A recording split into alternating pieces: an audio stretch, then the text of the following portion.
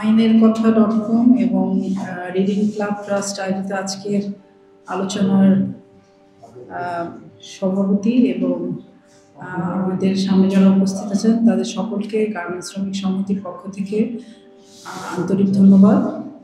এবং এখানে আমাদের সামনে উপস্থিত আছেন নারী সংস্কার কমিশনের প্রধান শিরিন হক, উপস্থিত আছেন লেখক গবেষক আলতাফ পারভেজ এবং আমাদের সকলের শ্রদ্ধেয় অর্থনীতিবিদ সাবেক তত্ত্বাবধায়ক সরকারি উপদেষ্টা হোসেন জিল্লুর রহমান সহ এই আয়োজনের যারা উদ্যোক্তা তাদের সকলকে আমি গার্মেন্টস সমিতি থেকে এবং শ্রমজীবী মানুষের যে সংস্কার কমিশন সেই কমিশনের পক্ষ থেকেও আপনাদেরকে আন্তরিক ধন্যবাদ জানাই এই আলোচনা আয়োজন করার জন্য। আলোচনায় আসার আগে এবং এখানে এসেও আমি যেটা ভাবছিলাম আসলে আমরা কতটুকু আলোচনা করতে পারি।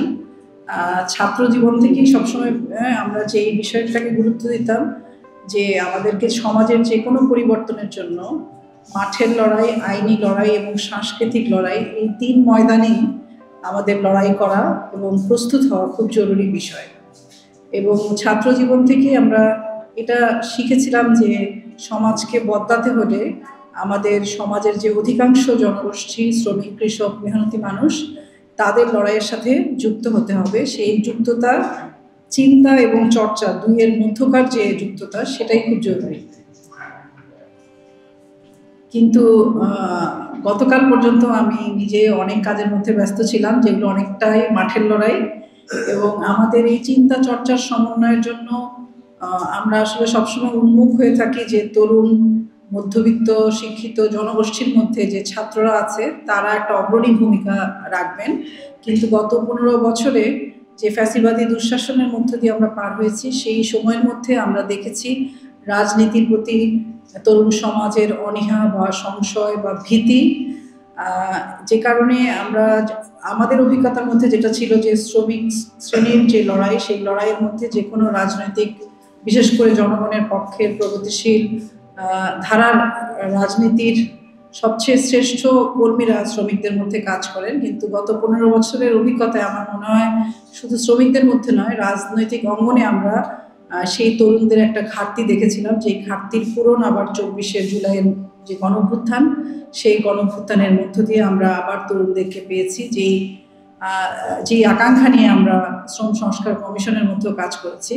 কিন্তু এই চিন্তা চর্চার সমন্বয় করার জন্য যেই সময় এবং অবসর দরকার সেটা সবসময় আমরা করে উঠতে পারি না। আমরা ঘরের খেয়ে বোরের মুস্তারানোর মানুষ যারা, তাদের জন্য এটা অনেক সময় কঠিন হয়। সে কারণে আজকের আলোচনার যে পরিমাণ প্রস্তুতির দরকার ছিল সেটা হয়তো আমি আজকে নিয়ে আসতে পারি নাই। কিন্তু আমাদের দীর্ঘ 5 মাস ধরে শ্রম সংস্কার কমিশনের একসাথে কাজ করার যে অভিজ্ঞতা সেটা নিয়ে আমি আপনাদের সাথে কিছু বিষয় আলাপ করতে চাই। এখানে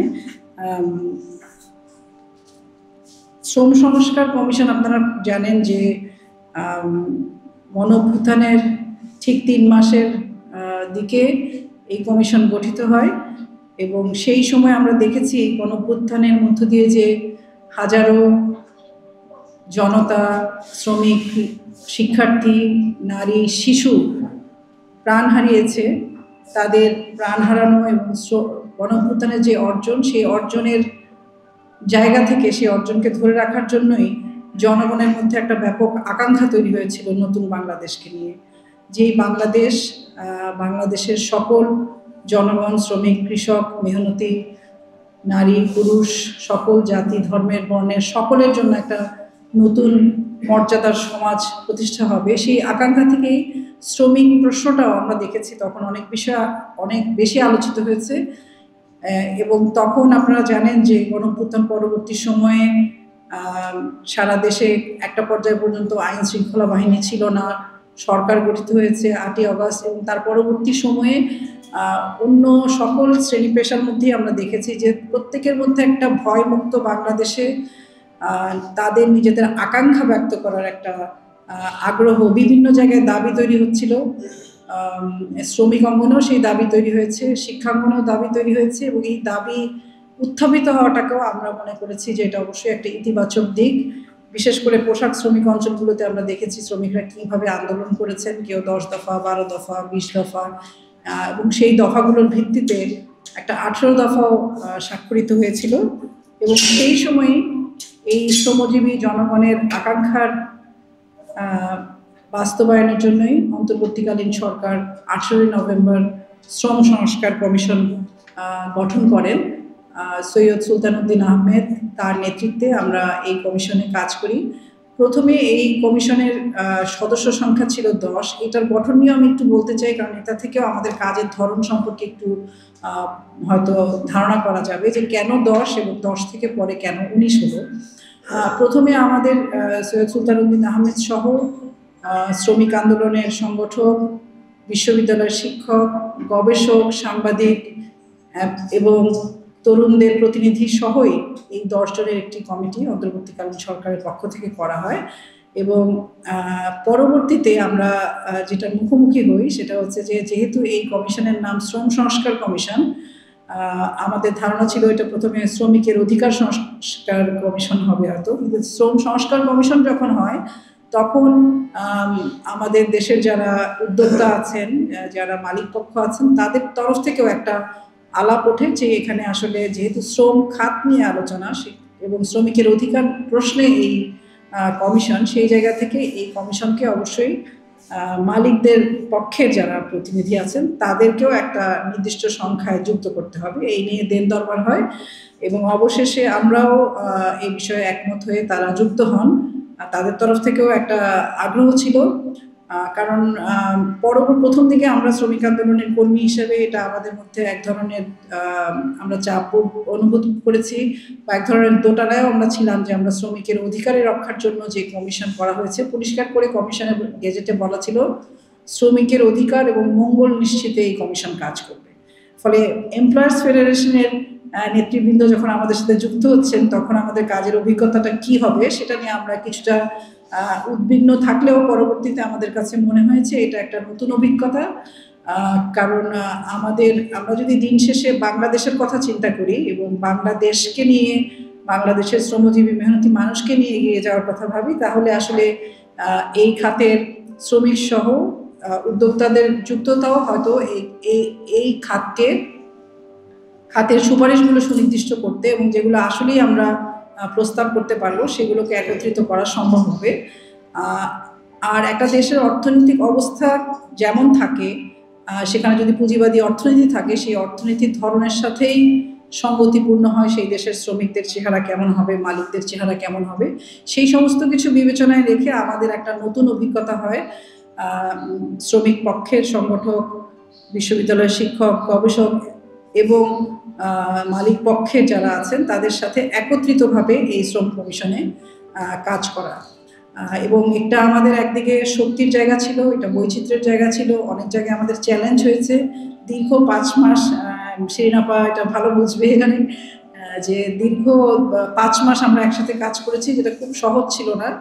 প্রথম দিকে আমরা অত্যন্ত উৎসাহ উদ্দীপনা নিয়ে কাজে ঝাঁপিয়ে পড়ি এবং আমাদের এটা শ্রম কমিশনের একজন সদস্য হওয়া ব্যক্তিগতভাবে আমার জন্য অত্যন্ত গৌরবের, সম্মানের বিষয়। এখনো আমি মনে করি যে বাংলাদেশে এইরকম একটা গণঅভ্যুত্থান পরবর্তী সময়ে কাজ করার সুযোগ হয়েছে দেশের জন্য।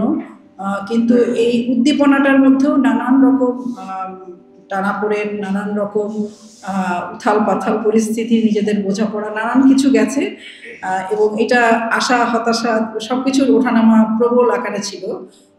তো সেই সমস্ত কিছু অতিক্রম করে অবশেষে আমরা 21শে এপ্রিল শ্রম সংস্কার কমিশনের প্রস্তাবনা হাজির করেছি। আমরা বলেছি যে এটা একমাত্র কমিশন যেই কমিশনে সকলে আমরা একমত হয়ে সুপারিশগুলো হাজির করেছি।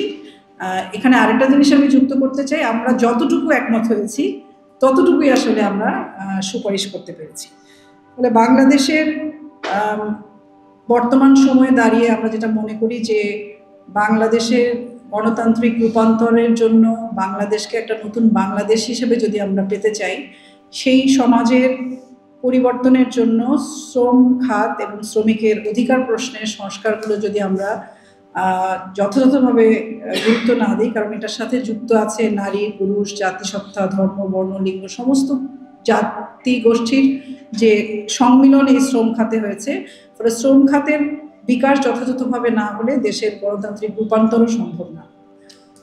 তো প্রথমেই আমি যেটা একটু যোগ করতে চাই যে আমাদের আসলে এই সুপারিশগুলো প্রস্তুত করার ক্ষেত্রে আমরা প্রথমেই যে বিষয় নিয়ে ভেবেছিলাম তার মধ্যে ছিল শ্রমিকের সংজ্ঞা বা শ্রমিককে আমরা কিভাবে দেখি। সেই সংজ্ঞা নিয়েও আমাদের দীর্ঘ সময় আলাপ আলোচনা করতে হয়েছে। আমাদের যে 25টা সুপারিশ, আপনাদেরকে আমি একটু বইটা দেখাতে চাই। এটা প্রায় 447 পৃষ্ঠার বেশ একটা মানে ঢাউস বই আকারে এসছে। তো এই 447 পৃষ্ঠার যে সুপারিশনামা, শত শত সুপারিশ, সেই সুপারিশের মধ্যে আমরা 25টা প্রতিফলন মানে মূল বিষয়গুলো কি সেগুলো এখানে এনেছি, যেটা আমি আপনাদের সাথে শেয়ার করব। তো শ্রমিকের সংজ্ঞা নিয়ে যখন আমাদের মধ্যে আলাপ হচ্ছিল, আমরা অনেক রকম তর্ক বিতর্ক করেছি। আইনের ভাষায় শ্রমিকের যে সংজ্ঞা, সেই সংজ্ঞাকে আরো সম্প্রসারিত কিভাবে করা যায় সেই বিষয়ে আমরা কথা বলে সেটার একটা প্রস্তাবনা আমরা হাজির করেছি যে শ্রমিকের সংজ্ঞাকে সম্প্রসারিত করতে হবে। তো সেই জায়গায় আবার আমরা এই আলাপগুলো হয়েছে শ্রমিককে সমাজে আসলে কিভাবে সংজ্ঞায়িত করা হয়। আইনের ভাষায় একরকম সংজ্ঞা, আর সমাজের ভাষায় শ্রমিক আরেকভাবে আমাদের কাছে পরিচিত। যদিও আমরা বলি যে আমাদের দেশের উন্নয়নের বা সারা দুনিয়ার উন্নয়নের ক্ষেত্রে শ্রমজীবীর ভূমিকার কোনো শেষ নাই। আমরা ছোটবেলা থেকে বইয়ে পড়ে এসেছি শ্রমের মূল্যেরও কোনো শেষ নাই। কিন্তু এই যে আমরা শ্রমের মূল্য বা আমাদের দেশের উন্নয়নের পিছনে শ্রমিক, কৃষক, মেহনতি মানুষের ভূমিকা সবচেয়ে বেশি কাগজে কলমে বা কোনো বক্তৃতায় এসে বলি, বা আমাদের মালিক পক্ষেরাও বলেন যে শ্রমিকরা তারা শ্রমিক বান্ধব, তাদের পরিবারের মতো শ্রমিকরা, কখনো কখনো সন্তানের মতো তারা বলে বসেন। কিন্তু বাস্তবে সেটা কি না সেটা নিয়েও আমরা অনেক ভেবেছি যে শ্রমিক আসলে কে, সমাজের শ্রমিককে আমরা কিভাবে চিনি। এখানে আমরা যারা মানে আছেন এই রিডিং ক্লাবের যারা আজকে শ্রোতা, তাদের প্রত্যেকেরই হয়তো সকাল শুরু হয় শ্রমজীবী মানুষের সাথে এক ধরনের যোগাযোগের মধ্য দিয়ে। আমাদের গৃহকর্মী বা আমাদের পথে যারা পরিচ্ছন্নতা কর্মী আছে, আমরা এখন মেট্রো রেলের যুগে পা রেখেছি। এইখানেও এই যে আমরা মেট্রো রেল, তারপরে আমাদের যে রাস্তাঘাটের উন্নয়ন, সমস্ত কিছুর মধ্যে শ্রমিকের একটা জীবন গাথা জড়িয়ে আছে।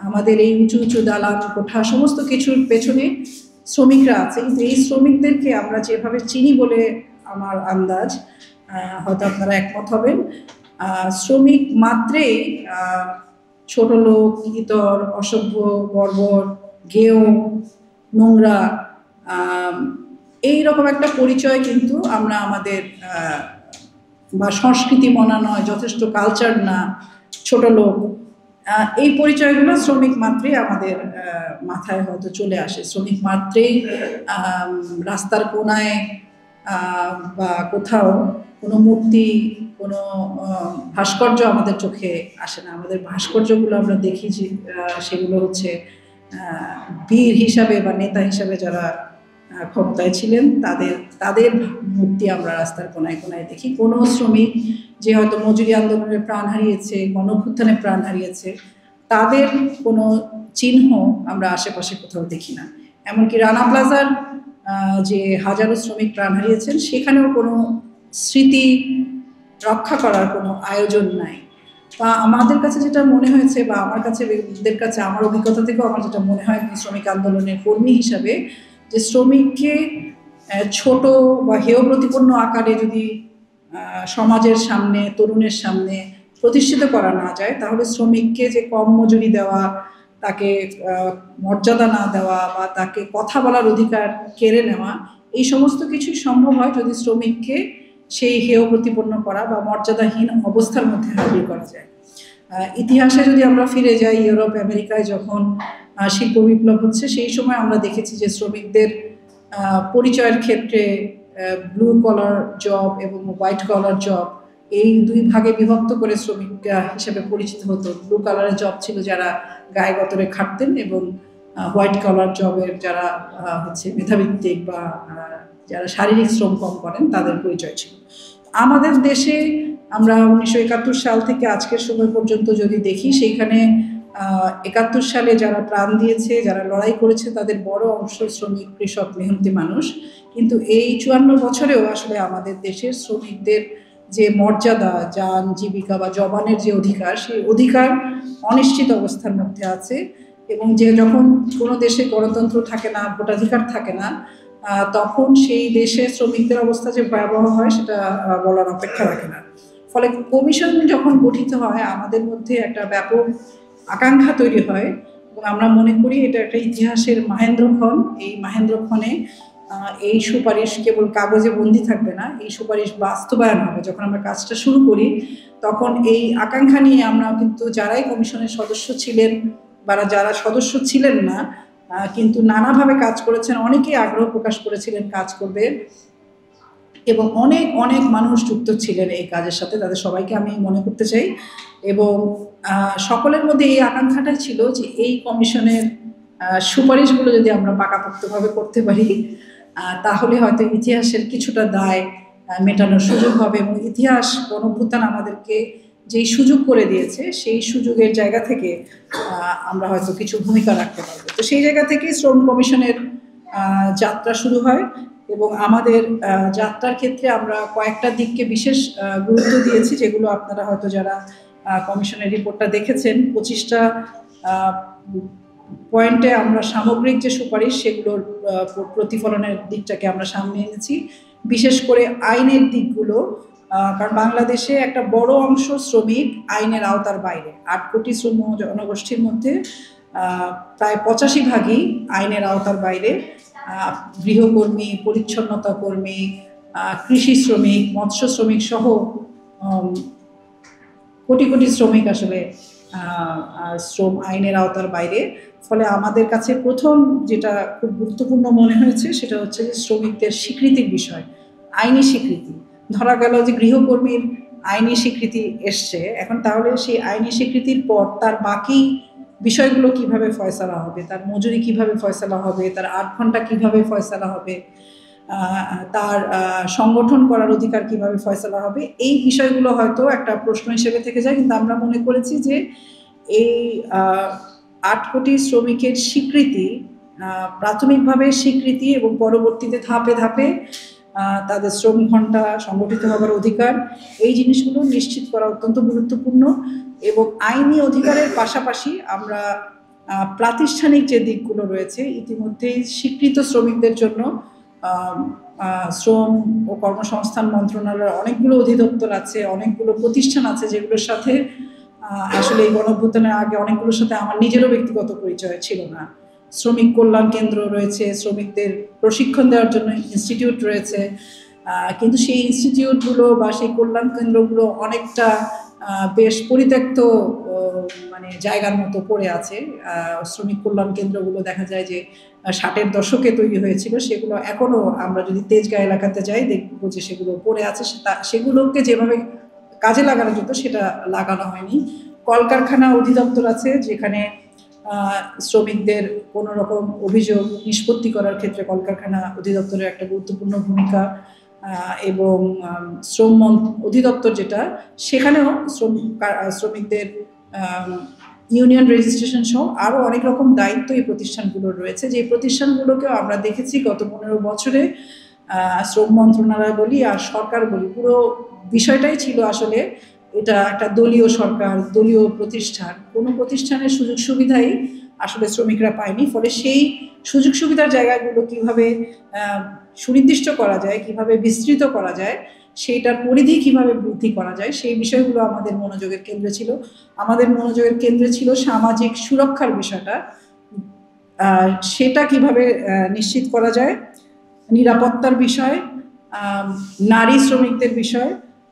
একই সাথে আমাদের খুব গুরুত্বপূর্ণ যে বিষয়টাকে নিয়ে আমরা মনে করি যে আইন প্রতিষ্ঠান, জবাবদিহিতা, স্বচ্ছতা, এই প্রশ্নগুলোর পাশাপাশি যেটা খুবই গুরুত্বপূর্ণ সেটা হচ্ছে সাংস্কৃতিক আয়োজন করা। কারণ আমরা যদি অনেকগুলো সুপারিশ, আমরা জানি না এখানে কতগুলো বাস্তবায়ন হবে, আমরা আশা করি যেগুলো নিয়ে রাজনৈতিক দল এবং জনগণের মধ্যে ঐক্যমত পোষণ হবে সেই সমস্ত সুপারিশ অবশ্যই দ্রুত বাস্তবায়ন হবে। বাকিগুলো নিয়ে হয়তো আমাদের আরও দীর্ঘ সময় কাজ করতে হবে। কিন্তু শ্রমিক সম্পর্কে যে দৃষ্টিভঙ্গি, শ্রমিকের অধিকার খর্ব করার ক্ষেত্রে, শ্রমিকের মর্যাদা খর্ব করার ক্ষেত্রে এবং বিশেষভাবে শ্রমিক যাতে কোনোভাবেই কথা না বলতে পারে সেই জন্য যেই সাংস্কৃতিক আয়োজনটা আমাদের সমাজের মধ্যে আছে, সেটা কর্মক্ষেত্রে তুই তুমি বলা থেকে শুরু করে তাকে হেয় প্রতিপন্ন করা থেকে শুরু করে তা শ্রমিক যাতে নিজেই নিজেকে ছোট মনে করে যে তার কেউ নাই, সে নিজেও কিছু পারে না, এই আয়োজন থেকে বের হয়ে আসার জন্য আসলে সরকার কি করতে পারে সেই ধরনের কিছু প্রস্তাবনা আমাদের 25টা প্রস্তাবের মধ্যে আছে। আমাদের অনেক লড়াই করতে হয়েছে অনেকগুলো শব্দের নতুন ব্যবহার করার জন্য এই কমিশনে, যেগুলো আমি আপনাদের সাথে আসলে শেয়ারই করতে চাই, যেগুলো আমরা মনে করি সাংস্কৃতিক জায়গায় খুব গুরুত্বপূর্ণ। শ্রম অঙ্গনে অনেক বেশি শোভন মজুরি, শোভন মর্যাদা, শোভন মজুরি, শোভন পরিবেশ, এই শব্দগুলো আমরা দেশীয় আন্তর্জাতিক পর্যায়ে বিশেষভাবে ব্যবহৃত হতে দেখি, কিন্তু এখানে আমরা চেষ্টা করেছি শোভনের সাথে মর্যাদাপূর্ণ মজুরি, মর্যাদাপূর্ণ কর্মপরিবেশ এই বিষয়টাকে যুক্ত করতে। কারণ ডিসেন্ট ওয়ার্কের যে বাংলা আমাদের এখানে হয়েছে শোভন কাজ, সেই শোভনের যে সমার্থক শব্দ যদি আপনি ডিকশনারিতে দেখেন সেখানে হয়তো দেখা যাবে সুন্দর, রমণীয়, মানে সুন্দর, মানে বিউটিফিকেশনটাই এখানে প্রধান ব্যাপার। তো সেই জায়গায় আমরা চেষ্টা করেছি, আমাদের অনেক বানান ভুল, অনেক কিছু তাড়াহুড়ার কারণে বা সময় স্বল্পতার কারণে আমরা করে উঠতে পারিনি পুরোপুরি, কিন্তু আমরা চেষ্টা করেছি সমস্ত জায়গায় যেখানেই শ্রমিকের মর্যাদার প্রশ্ন আসবে, শ্রমিকের মজুরির প্রশ্ন, পরিবেশের প্রশ্ন আসবে, সেখানে যাতে আমরা শোভনের সাথে সাথে মর্যাদাপূর্ণ কথাটা বলতে পারি। আমরা বলেছি যে শ্রম আইনে যাতে কোথাও মহিলা শব্দটা ব্যবহার না করা হয়, নারী শব্দ ব্যবহার করা হয়, কারণ মহিলা শব্দের সাথে যেখানে অন্দরমহল এবং ঘরের কাজের মূল্য নাই, সেই অর্থে নারী শ্রমিকের মূল্য নাই, নারী শ্রমিকের সমান মজুরি নাই, এই জিনিসগুলোকে ন্যায্য করার ক্ষেত্রে এই ধরনের শব্দগুলো অনেক শব্দের রাজনীতি গুরুত্বপূর্ণ। উপজাতি শব্দটা আমরা আগে অনেক সময় ব্যবহার হতে দেখেছি, এমনকি শ্রম আইনের মধ্যেও আমরা দেখেছি উপজাতি শব্দটা ব্যবহার হয়েছে। সেইখানে আমরা জাতিসত্তা, অন্যান্য বহু জাতিসত্তার যে প্রসঙ্গ, সেটাকে আমরা সেই ধরনের শব্দগুলো যাতে আমরা ব্যবহার করতে পারি সেগুলোর কথা আমরা বলেছি। আইনের পরিবর্তনের জায়গায় আমি একটু পরে আসছি, আমি প্রথমে এই সাংস্কৃতিক জায়গাগুলোতে আমাদের যে পরিবর্তন বা আয়োজনের কথা আমরা বলেছি সেগুলোর কথা আমি বলতে চাই। আমাদের যে 10 নম্বর পয়েন্টটা ছিল 25টা পয়েন্টের মধ্যে, সেখানে আমরা বলেছি যে নারী পুরুষ অন্যান্য লিঙ্গ জাতি ধর্ম গোষ্ঠী ভেদে মজুরি, ট্রেড ইউনিয়ন, শ্রম খাতের সর্বত্র সম অধিকার নিশ্চিত করতে হবে, সেটা পাহাড়ে এবং সমতলে সর্বত্র। একই সাথে আমরা যেটা বলেছি যে বাংলাদেশের ইতিহাসেই শুধু নয়, সারা দুনিয়ার ইতিহাসে, ইউরোপ আমেরিকাতে হয়তো পশ্চিমের দিকে আমরা যদি তাকাই তাহলে দেখবো যে সেখানে শ্রমিকদের ইতিহাস রক্ষার অনেক রকম আয়োজন আছে, যদিও সেসব জায়গায়ও পুঁজিবাদী সমাজের দোর্দণ্ড প্রতাপ আছে, কিন্তু তারপরেও সেইখানে আমরা দেখি যে লেবার স্টাডিজ বলে বিশ্ববিদ্যালয়ের বিভাগ আছে, শ্রমিকদের আর্কাইভ আছে, শ্রমিকদের জাদুঘর আছে, পাঠ্যপুস্তকে শ্রমিকদের বিষয়ে অনেক রকম কথা আছে, আমরা অনেক জায়গায় দেখবো শ্রমিকদের ভাস্কর্য আছে, এবং আমরা কিছু জায়গায় হয়তো পশ্চিমের সাথে আমাদের তুলনা করলে হয়তো হবে না, বলবে না কোনো কেউ, কিন্তু আমার মনে হয় যে এশিয়ার কোথাও কোথাও আমরা এই জিনিসগুলো দেখতে পাবো। যে একটা সময় আমাদের এখানেও ছিল যে শ্রমিক মানে স্কুলের বা কলেজের বা বিশ্ববিদ্যালয়ের পাঠ্যক্রমের সাথেই বাধ্যতামূলকভাবেই শ্রমিকদের কাজের সাথে যুক্ত করা, আপনার পাঠ্যক্রমে এমন একটা ব্যবস্থা থাকবে যে আপনি ব্যবহারিক কাজ হিসেবে সেই কাজের সাথে যুক্ত হবেন, এবং সেই যে শ্রমের মূল্যটা বোঝা, সেটার জন্য এই জিনিসগুলো খুব জরুরি। সেই জায়গা থেকে আমরা বলেছি যে শ্রমিকের ইতিহাস যেমন রক্ষা করা দরকার, শ্রমিকের যে ঐতিহাসিক স্থানগুলো আছে সেগুলো সুরক্ষা করা দরকার। কারণ বাংলাদেশে বর্তমানে 40 লাখ পোশাক শ্রমিক সারা দুনিয়ায় আমাদের নাম পরিচিত করেছে সস্তা শ্রমিক হিসেবে, আবার বাংলাদেশের পতাকাকেও পরিচিত করেছে, কিন্তু বাংলাদেশে শুধু পোশাক শ্রমিক না, বাংলাদেশে পাটকল, চা শ্রমিক থেকে শুরু করে চিনি কল, বহু ধরনের শ্রমিকদের আন্দোলনের ইতিহাস রয়েছে, এবং সেই আন্দোলনের অনেক রক্তাক্ত ইতিহাস, অনেক অর্জনের ইতিহাস, অনেক না পারার ইতিহাস রয়েছে, যেগুলোর মধ্য দিয়ে আজকে আমরা বাংলাদেশকে একটা মধ্যম আয়ের দেশ হিসেবে আমরা গর্ব করি। সেই জায়গায় আমরা মনে করি যে শ্রমিকদের ইতিহাস রক্ষাটাও রাষ্ট্রের একটা খুব গুরুত্বপূর্ণ কাজ, এবং শ্রমিকদের যে ঐতিহাসিক স্থানগুলো আছে সেগুলোও সুরক্ষা করার কাজ। সেই জায়গা থেকে আমরা এখন পর্যন্ত তাজরিন বা রানা প্লাজা যদি দেখি, সেই জায়গাগুলো পরিত্যক্ত রয়ে গেছে এবং সেখানে কোনো রকম শ্রমিকদের জাদুঘর করা বা তাদের স্মৃতি রক্ষার কোনো আয়োজন নাই। এবং আমাদের এখানে ইতিহাস যদি আমরা দেখি, মানে একেবারে প্রাথমিক পার হয়ে যখন আমাদের উচ্চ মাধ্যমিক বা বিশ্ববিদ্যালয় পর্যন্ত, সেই সমস্ত জায়গায় আসলে আমাদের শ্রমিক ইতিহাসগুলো খুবই খণ্ডিত এবং খুবই সীমাবদ্ধ পরিসরে পরিচিত করা হয়। ফলে আমরা বিশেষভাবে মনে করি যে তরুণ প্রজন্মকে শ্রম খাত গুরুত্বপূর্ণ, শ্রমিক গুরুত্বপূর্ণ, শ্রমিক আমাদের আপনজন, শ্রমিককে আমরা ভালোবাসি, এই ধরনের বড় বড় কথা বলার থেকে কিভাবে আসলে শ্রমের মর্যাদাটা বা শ্রমিক যে আমাদের প্রতিদিনের জীবনের সাথে শ্রমিকের জীবন জড়িয়ে আছে সেইটার উপলব্ধি আনার জন্য এই সাংস্কৃতিক লড়াইটা খুব গুরুত্বপূর্ণ, সাংস্কৃতিক আয়োজনটা খুব গুরুত্বপূর্ণ।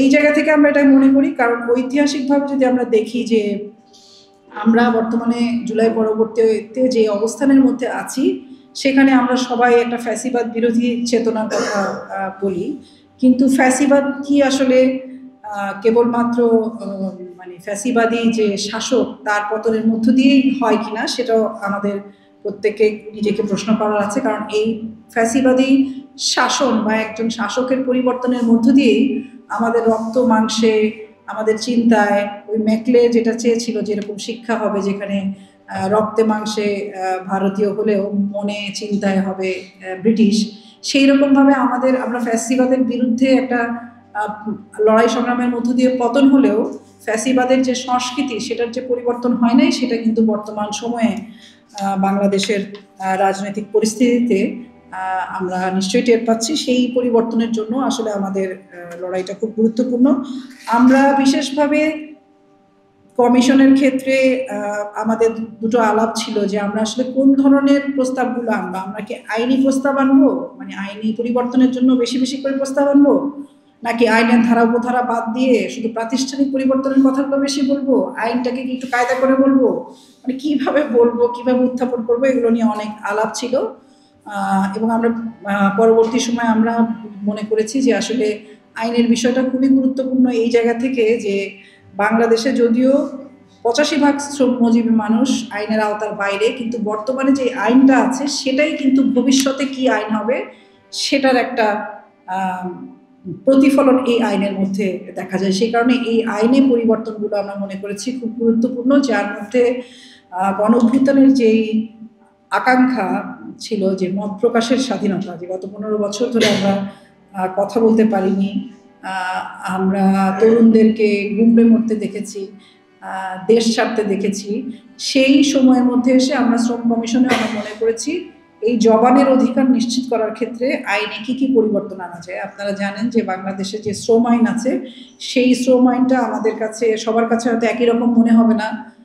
আমাদের সদস্যদের মধ্যে মালিকদের অভিজ্ঞতা হয়তো একরকম হবে, আমাদের অভিজ্ঞতা একরকম হবে। শ্রমিক আন্দোলনের কর্মী হিসেবে আমার কাছে যেটা মনে হয়েছে যে শ্রম আইনটা এমনভাবে করা হয়েছে যেখানে শ্রমিকদের স্বীকৃতি, শ্রমিকদের পরিচয়, কিছু সুযোগ সুবিধা থাকলেও এমন ভাষায়, এমন দাড়িকমা অথবা এছাড়া উল্লেখ্য এই ধরনের শব্দের মধ্য দিয়ে এমন সমস্ত আয়োজন করা হয়েছে, এমন ব্যবস্থা করা হয়েছে যাতে শ্রমিকের অধিকারটা আসলে সুনিশ্চিত করা না যায় এবং শ্রমিক কথা না বলতে পারে।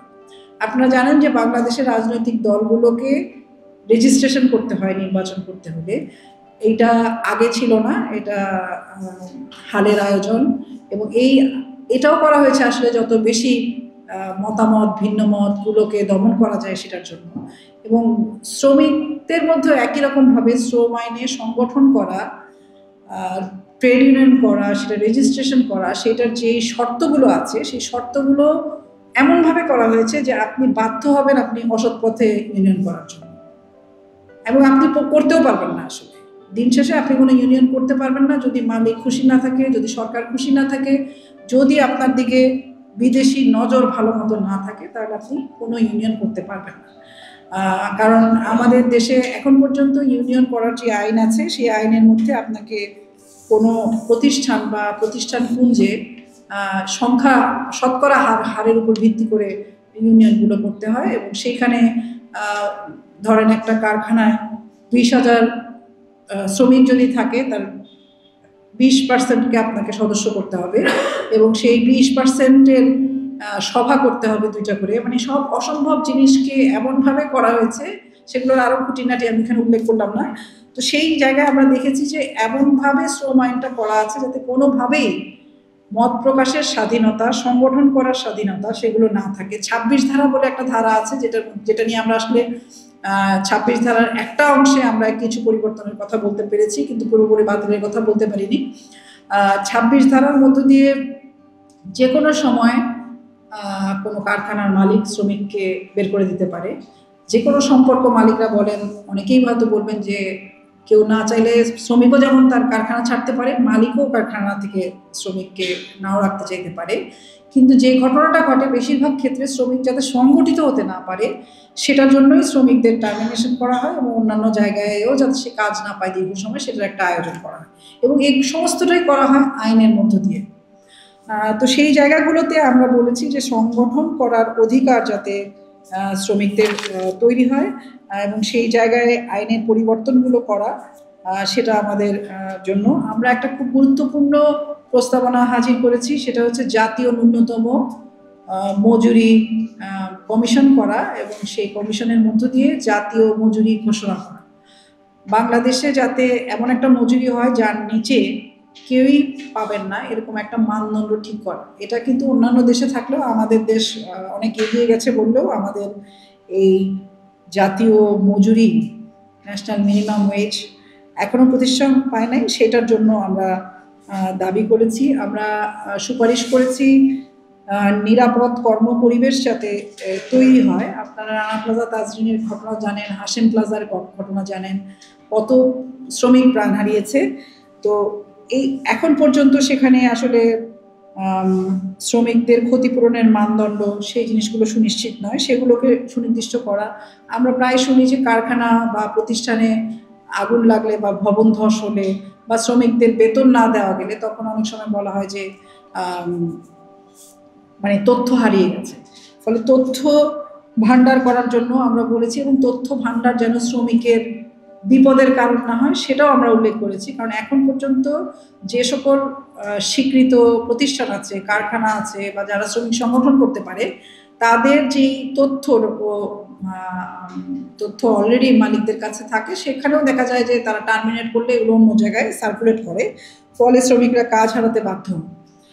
আর আমাদের দেশে গত 15 বছর ধরে যেই প্রশ্নটা আমরা বারবার সামনে এনেছি যে আমাদের যেই সরকার ছিল ফ্যাসিবাদী সরকার, তাদের কোনো জবাবদিহিতা ছিল না, কোনো গণতান্ত্রিক চর্চা ছিল না, কোনো স্বচ্ছতাও ছিল না। তার প্রভাব আমরা দেখি শ্রম খাতে। ফলে আমরা 25টা যে প্রস্তাবন মানে মৌলিক যে প্রতিফলন আমাদের, সেখানে আমরা বারবার বলেছি যে শ্রমিকের তথ্য প্রাপ্তির অধিকার থাকতে হবে। শ্রমিকের কাছে সরকারের যত প্রতিষ্ঠান আছে, সেটা কলকারখানা অধিদপ্তর হোক, সেটা শ্রম মন্ত্রণালয় হোক, তাদের জবাবদিহিতা নিশ্চিত করতে হবে। আমরা নিজেরাই জানতাম না আসলে কতগুলো শ্রমিকদের জন্য কতগুলো ফান্ড আছে শ্রমিকদের সুরক্ষার জন্য। সেটা পোশাক শ্রমিক বা যে কোনো শ্রমিকের তার কোনো অসুখ বিসুখ হলে, বিপদ আপদ হলে সরকারের তহবিল আছে, শ্রমিক কল্যাণ ফাউন্ডেশন এবং সেন্ট্রাল ফান্ড। এগুলো আসলে আমরা শুনি যে সব সাতক্ষীরা চলে যেত। সাতক্ষীরা চলে যেত মানে হচ্ছে যিনি দায়িত্বে ছিলেন তার যত পরিচয়ের মধ্যে যারা আছে তাদেরকে এই সুযোগ সুবিধাগুলো দেওয়া হতো। এবং কলকারখানা অধিদপ্তর যে কারখানাগুলো পরিদর্শন করা, যে কারখানায় কোনো ভবনের সমস্যা আছে কিনা, বেতনের সমস্যা আছে কিনা, শ্রমিকদের স্বাস্থ্যের কোনো ঘাটতি আছে কিনা, আমাদেরকে এই কমিশনে কাজ করার সময় আমরা প্রায় 100 বৈঠক করেছি অংশীজনদের সাথে, শ্রমিক, কৃষক, মৎস্যজীবী, বহু শ্রমজীবী মানুষের সাথে। এবং আমরা শুরুই করেছিলাম পরিচ্ছন্নতা কর্মী এবং গৃহকর্মীদের দিয়ে, যারা সবচেয়ে বেশি অবহেলিত। তো সেই জায়গায় আমরা কলকারখানা অধিদপ্তরের একজন যিনি কিনা চিকিৎসক, তিনি বলছিলেন যে তিনি যখনই কোনো কলকারখানায় যান উনি দেখেন যে কোনো সকলের স্বাস্থ্য ঠিক আছে, মানে কোনো সমস্যা নাই, উনি কিছু পান না, কোনো কাজ নেই। তো এইটা যদি আমিও বারবার করে বলি যে উনি বলছে ওনার এখনও কি হয় জানি না, উনি সুপাস খাবে কিনা। তো এখন পর্যন্ত আমরা আশা করি এই সরকারের আমলে ওনার বদলি হবে। তো সেই জায়গা থেকে আমরা বলেছি যে এই জবাবদিহিতার জায়গাগুলো, কলকারখানাগুলো কি অবস্থার মধ্যে আছে তার যে তথ্য, সেই তথ্যগুলো হাজির করা। আমরা একটি স্থায়ী কমিশনের কথা বলেছি, যাতে করে সামনের দিনে শ্রমিকের যে অধিকার, সেই অধিকারগুলোকে সুনির্দিষ্ট করা এবং বাস্তবায়নের ক্ষেত্রে সকল অংশীজনের সমন্বয়ে একটা স্থায়ী কমিশন, জবাবদিহিতামূলক কমিশন থাকে, সেটার ব্যবস্থা করা। কর্মসংস্থানের যে ঘাটতি আমাদের দেশে, বেকারত্ব একটা বড় সমস্যা, সেটার জন্য কিভাবে কাজ করা যায়, দক্ষতা তৈরি করা, সেগুলো নিয়ে আমরা কথা বলেছি। নারীর ক্ষেত্রে আমরা যেটা বলেছি যে নারীদেরকে সমান মজুরি দেওয়া। আমরা হয়তো প্রাতিষ্ঠানিক খাতে, বিশেষ করে পোশাক কারখানার দিকে আমরা হয়তো অনেক বেশি দেখি যে সেখানে নারী পুরুষ উভয়েরই সমান মজুরি হলেও দেখা যায় যে উপরের যে পদগুলো সেগুলোতে নারীদের অংশগ্রহণ কম। অপারেটর হিসাবে তারা থাকে, কিন্তু উপরের দিকে তারা যেতে পারে না, কারণ হচ্ছে সেই দক্ষতার জন্য তাদের যে সময় অবসর দরকার সেটা থাকে না, কারণ তাদের যে মাতৃত্বকালীন সুবিধা এবং তাদের যে গৃহকর্ম এবং বাইরের কাজ দুটোই করতে হয়, সেটা থেকে পরিত্রাণ না পাওয়ার কারণে দেখা যায় যে শ্রমিক নারীদের দুর্ভোগের সীমা থাকে না, তারা না হতে পারেন দক্ষ শ্রমিক, না তারা শ্রমিক হিসাবে আরও এগিয়ে যেতে পারেন, না নাগরিক হিসাবে তারা ভূমিকা রাখতে পারেন। সেই জায়গায় মাতৃত্বকালীন সবেতন 6 মাস ছুটি এবং নারীদের সার্বজনীন মাতৃত্বকালীন সুরক্ষার বিষয়ে আমরা সুপারিশে বিশেষ গুরুত্ব দিয়েছি। আমরা শ্রম আদালতকে কার্যকর করার বিষয়ে বিশেষ গুরুত্ব দিয়েছি। আমরা জলবায়ুর প্রশ্নে কিভাবে আসলে বর্তমান সময়ে যে বৈশ্বিক উষ্ণায়নের এই কালে কিভাবে আসলে শ্রম পরিবেশটাকে বদল করা যায়, বা শ্রম পরিবেশের মধ্যে এই জলবায়ুর পরিবর্তন বা বৈশ্বিক উষ্ণায়নের প্রভাবে শ্রমিকরা আরও ক্ষতিগ্রস্ত না হন, সেটার জন্য কিভাবে এই জায়গাটার সমন্বয় করা যায়, সেগুলো নিয়ে কিছু প্রস্তাবনা আছে।